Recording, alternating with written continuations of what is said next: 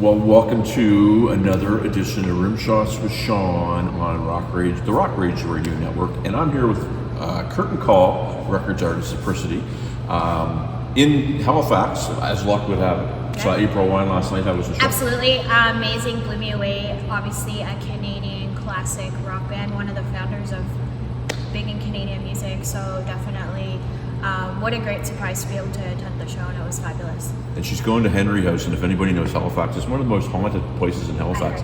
So it's pretty cool. That's why I want to go. Well, there you go. You could spend a whole week here finding ghosts and ghouls and all that stuff. Halifax is amazing for the folklore.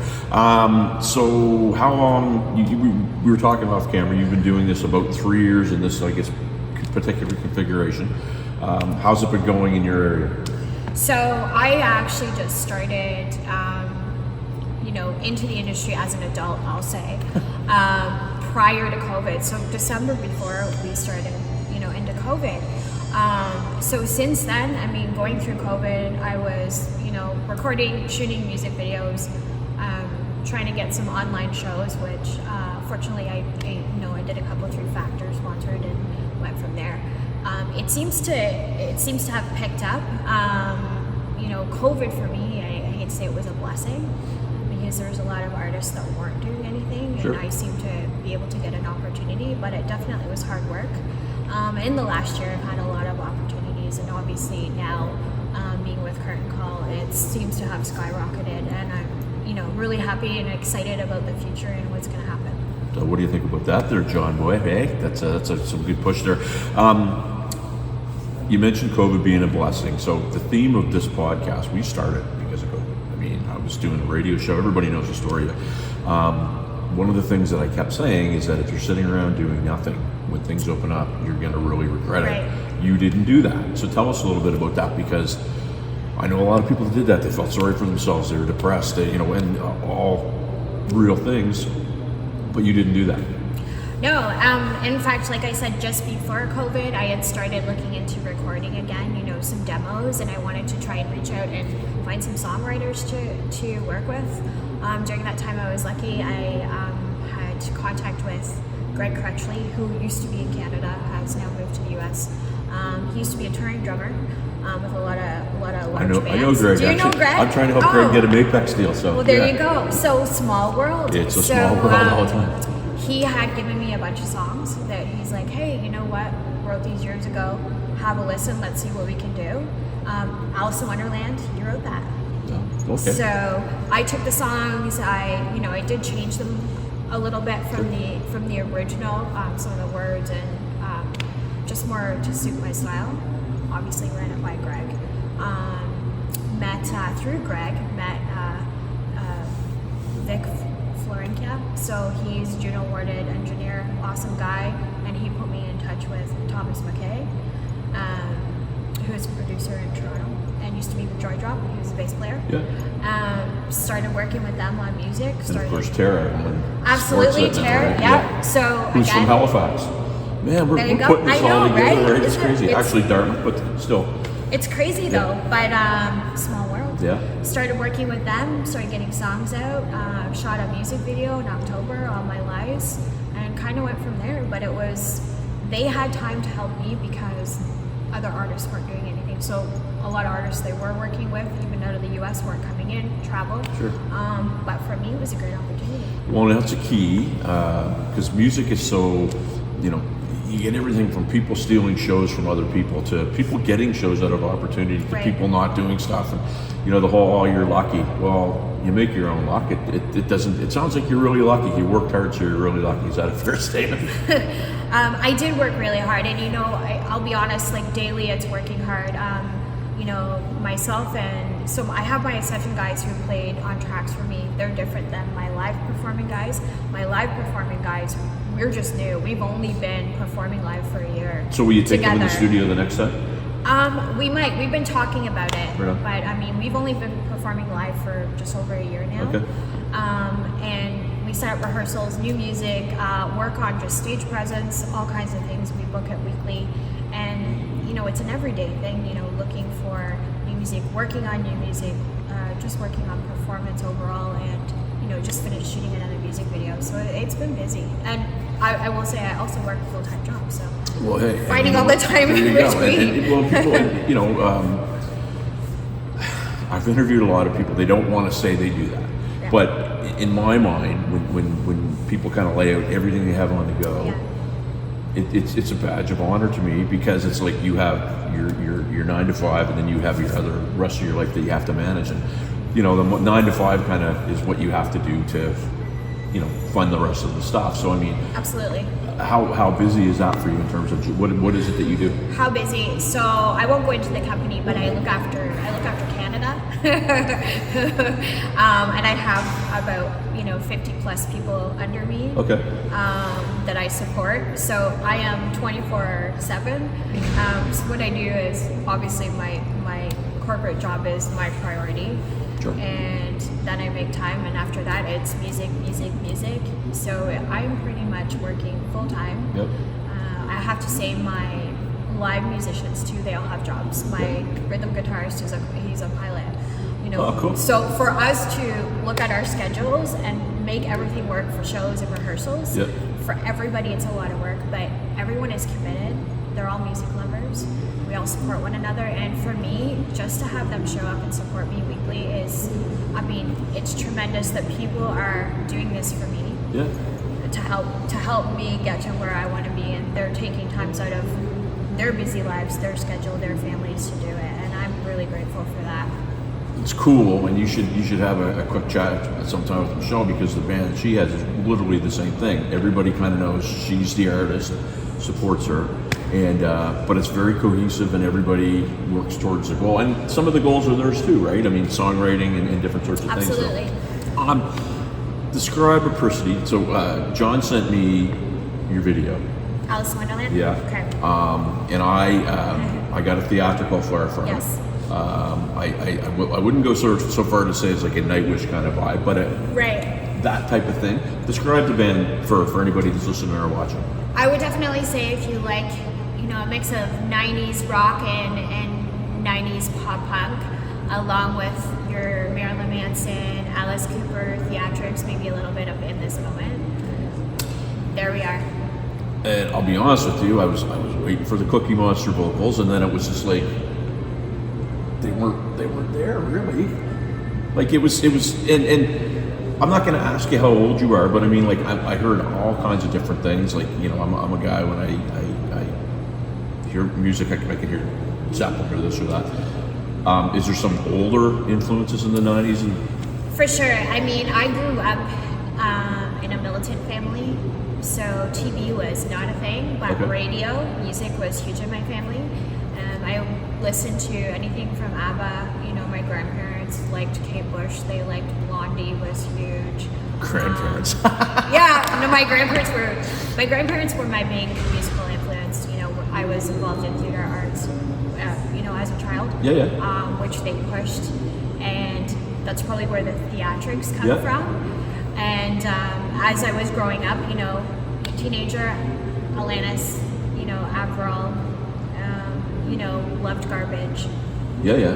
Anything like that. I'm very diverse. I think for me, though, I can tell you, I can listen to anything from Enya to Kate Bush to Blondie. Yeah. But I find that what I'm attracted to is the storytelling. It's not just somebody there with a microphone singing, Sure. or a band on stage singing. They have a story, and when you're watching the video or you're listening to the song, you can see that in your mind, and that's what I want to portray as well. And anybody who knows me knows that I'm open for my open-minded music taste too, which is a total, as the eyes roll behind the camera. Sean here with Apricity on the Rock Rage Radio Network. I don't know why I'm having such a hard time with that. It's like a tongue twister. It is a tongue twister. So we're coming down to the last year of the first segment. But one of the things I always like to ask female artists, do you find that nonsense of, men kind of pushing females to the side, is it diluting any, or you still feel so? If you want me to be completely 100% honest with you, which I usually am, I find it's half and half. Okay. Now, I've experienced it once last year. I experienced it once. For the rest of the time, no, everyone's been quite fair. But I will say I still see it. And having experienced it myself, it's still very valid. So how would you, I mean, what are some of the things that you're still seeing? Because for me, I mean, I do see, obviously I'm not a woman, but I play with a woman artist, and we see it a little bit. Around here, not so much. Like it's weird how Halifax and all their little weird things that they have. That's one thing it isn't sort of like as prevalent. But what are you seeing? So, and I can just tell you from my own experience. You know, she can't open for them. She's a girl. Okay. Which is, you can't get any more blunt than that. I'm just being very transparent because I don't feel it should be hush hush. I think that's something just in modern day world, corporate world. I have a corporate job. Sure. You still see it. I personally, I just let it go because I've dealt with it on the business side in my job as well. It's unfortunate. It's like either I can do the job or I can't. It shouldn't matter if I'm male or female. Yeah. If I'm a fit for this, then I'm a fit. It doesn't matter. I think it's more about bringing people together, diversity of music. What I see in shows now is, you know, if you're a rock, you don't necessarily have to have rock open for you. They want to bring different, diverse people together. So I think if it makes the show run smooth and it's a good fit, it shouldn't matter. But I have experienced that. Yeah. You know, definitely. Or she's too new of an artist, or you know, we think it's maybe too much for her because she's a girl. Yeah. So I've heard all kinds of things in the last year. So it's still there. Yeah, well, it's too bad. And I think we said we had 5 minutes left here in this segment. Okay, well, 2 minutes, man. It's going so fast. One of the things that I like that you said, though, because I think it applies to anything. So, you know, you're here in football, they've got the rule where they have to introduce so many different types of people in a certain genre. And, you know, putting people in places just because they're a man or a woman. Right. You said because you're the best person for the job. I still don't think we're there yet. Right. That the mindset is, oh, no, it's got to be a woman because people will freak out. We've had experiences, you mentioned Factor, where Michelle, that we play with, applied for a grant.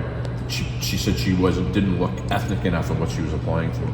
So there's still things like that. That's what you're talking about, yeah, right? Absolutely.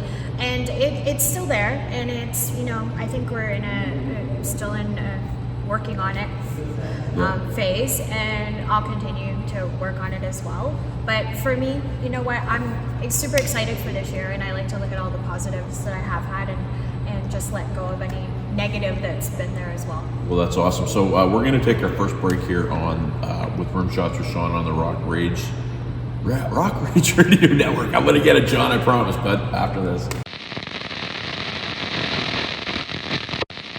Welcome back to Rimshots with Sean, right here on the Rock Rage Radio Network. I'm here with Apricity, who we're in Halifax. We're at the Via Rail Station. If you ever have a chance to come to Halifax, this is a beautiful old building, over 100 years old, lots of history here. I actually played a wedding here New Year's Eve about 10 years ago, pretty cool.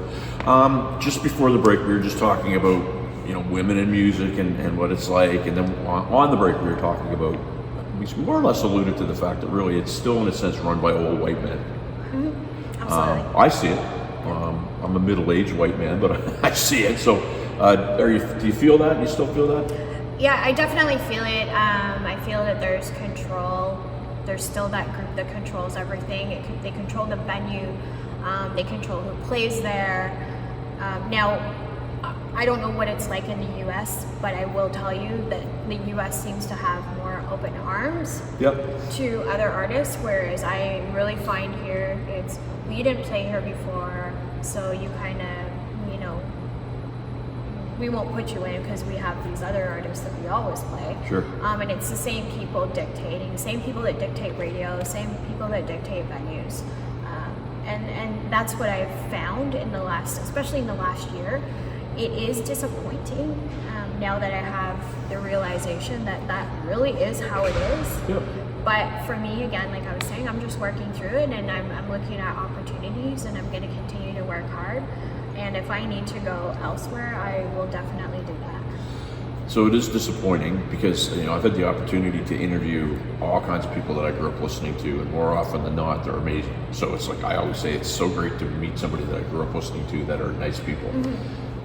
But then you expect somebody acts a certain way, and it's like, yeah, they were exactly the way I thought. So what you're talking about, to me, it's kind of like if you know it's a certain way, you hope it's different, but it winds up being the same way, then it's kind of like, I think to me, I don't know how you feel about this, but I can work with this. Now I know that I'm dealing with, might not be fair, I'm gonna get frustrated 150 times an hour. Thoughts on that? I absolutely agree with you. So it was the not knowing, right? And I think I knew, or I speculated, but it was also very naive. You know, you always see movies about it, or you hear other things about it, but then actually getting into the meat and potatoes of it, you see, no, it really is like this. Yeah. So you just try and invent ways around it, or, you know, ways that you can work through it, and some of them may not work, and some of them may. But like I said, the fact is not to keep that as a negative and to keep you down. Just keep looking for opportunities, and if they are somewhere else, then go somewhere else. Make it happen for yourself. I love what you're saying there, because when I started this podcast, we initially had a lot of success and interest locally, but then as we grew, we kind of, well, you're not paying attention to your own backyard. And in truth, our own backyard kind of was being difficult for us to deal with. Right. The people out in the world that actually had a lot of stature were great to deal with. How do you find, because really you're in that Golden Horseshoe area of Southern Ontario, what's your support like around there? It isn't. I have none. I'll be quite candid with you. Okay. The support I've got has been outside of that area, and has also been in the US. And the artists that I've met, the larger artists that I've had luck of meeting and opening for, who are internationally known, have been amazing. And I find that other artists that I've worked with that are sort of in the mid-level, not so amazing. Towards me anyway. So, you know, it does sort of boggle the mind. It's like, why is somebody that's up here so kind, and someone that's, you know, going through the same as me, not supportive? But I think I have an answer for that. And it's, I was working on this course, and oddly enough, about how to get paid. And so I was talking to 3 people that were at that kind of, call them the A-list. And what they talk about is, when you finally get to the A-list, you remember the struggle all the time, and you're thankful for it. But when you're in the middle, you're still thinking somebody's going to take your opportunity. So therefore, you don't want to give a handout. I mean, I understand that, but there's been, for example, I'll give you an example. So we put on a show a couple of weeks ago, east of Toronto, and I had 2 artists. One was kind of a country rock acoustic, and the other one was sort of rap pop. Not my genre. Sure. They're just working through it, like just getting songs done. And I was able to put together a show and have 2 openers. And I said to them, hey, do you guys want to come play a show? Opener. And they're like, nobody has ever given us support. Yeah. And they came out, so we ended up having 4 of us together and putting on a show, and even the staff at the venue said that was amazing that we had so much diversity tonight. It was so nice to see that, and everybody that was there was supportive. It was a great night. We had a fantastic night. The crowd loved it. But I'm just finding that people are not supportive. I mean, for me, I've been helped, and if I can help someone or give them direction, hey, how did you get listed on Spotify playlists? How did you get your videos on YouTube? I don't know how to do that. Hey, this is what I did. It may not work for you, but whereas other people, they won't give you any information. So, Rimshots with Sean here with Apricity from, we'll say Toronto, Ontario, on the Rock Rage Radio Network. I say that slow, I'll get it eventually. Something that you say, though, that's very interesting, because here, what I do is you know, with Michelle, and we've had tremendous success with her songs.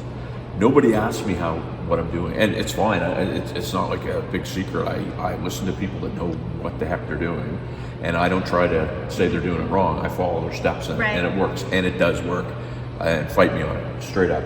But I don't get people asking me, "Hey, can you help me?" And when they do, sure, I'll give them a hand. Have you been able to, I guess, mentor or coach anybody like that yet? I have just, for example, the two artists I was talking to. One of them I've actually known for a while because he's been in one of my music videos, and he also did a music festival with me as a background actor when I did more of a theatrical performance. I think perhaps it comes from just a nurturing support, because I also have a job where I have employees under me. Sure.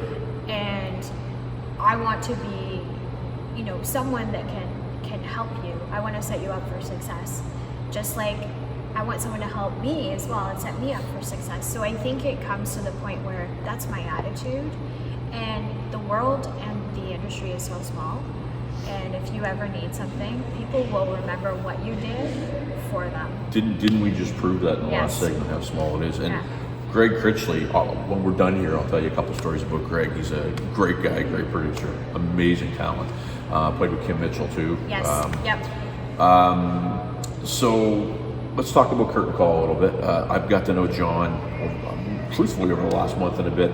Sent him Michelle's songs. You will absolutely play them, but we love your podcast. Let's get you on here. You were the first one that he asked me. Oh, awesome. Straight up. And it worked out that you were here and we were able to do it live because it's way better than Zoom. Talk to me about how that came together and how it's been going. It's funny how things happen. I think it was just a fluke. They had reached out to me and I had reached out to them at the same time. And it was about just radio and playlisting. And then we got on a Zoom it was myself and John and Brian. Yes. And it was late. It ended up being really late at night. And I think we ended up having like an hour and a half conversation. Yeah. And they were telling me about everything they'd been doing and supporting artists, and they're a smaller label, and I had obviously gone and done my own research, and I can tell you they work very hard. Yeah. They are so supportive, and it's daily with everybody.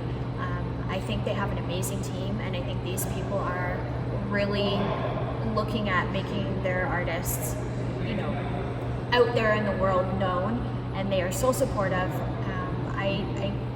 I'm very, very lucky that it worked out that way. They've been amazing to deal with, and I mean, look at this. I've been with them maybe a month, and I have 3 shows in the US already. Well, and I mean, it's funny. It's funny you mention that because I did a Zoom with him, and my initial contact was with Neil. Okay. And who had a birthday the other day. Happy birthday!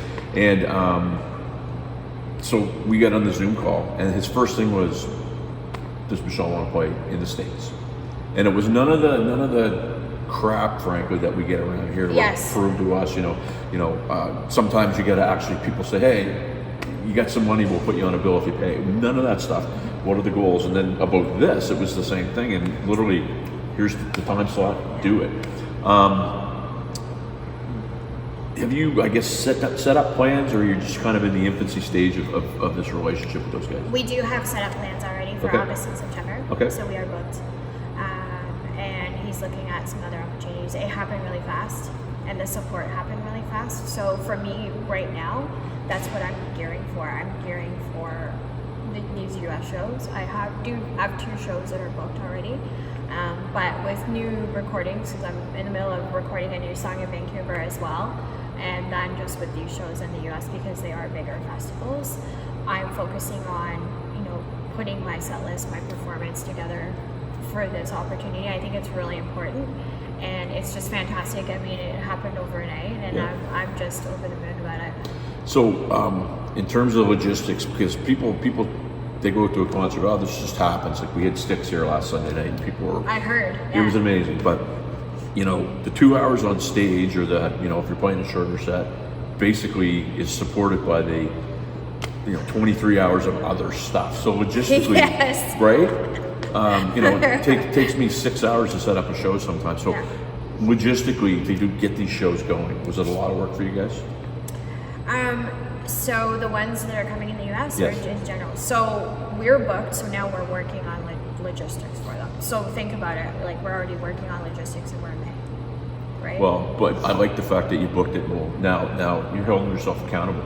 I am accountable, Right. absolutely. Love it. 'Cause I'm accountable for everything. If I suck, I'm accountable. If I don't suck, I'm accountable. But you need to be accountable, and you need to put the work in. And it's a lot of hours. It's a lot of planning. Yep. And it doesn't just happen. You don't just show up. There's things that you need to do. There's, hey, like, how are we getting there? Where are we staying? Our P2 visas. There's so much that goes into this.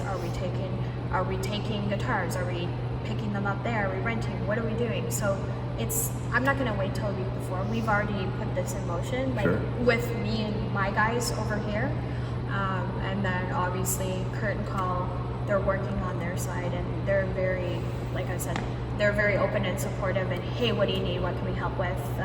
This is what we're thinking. It's great to have that. And I know we went to Ireland last August, and we knew about the gig a year out, and we had to get guys. Yeah.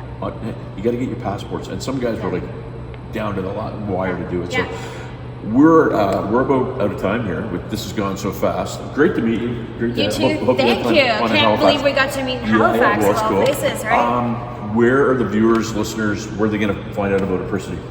So I have my YouTube music page, Apricity Music. I'm on all social media platforms: Apricity Music, Instagram, Facebook, TikTok. You can find me on Deezer, Apple Music, Spotify. I'm going to be in your face everywhere. Right on. So this has been Rimshots with Sean with Apricity on the Rock Rage Radio Network. And hey, we're on Thursday nights, 11 p.m. That's Eastern. So if you're listening in Halifax, that's midday. See you next time.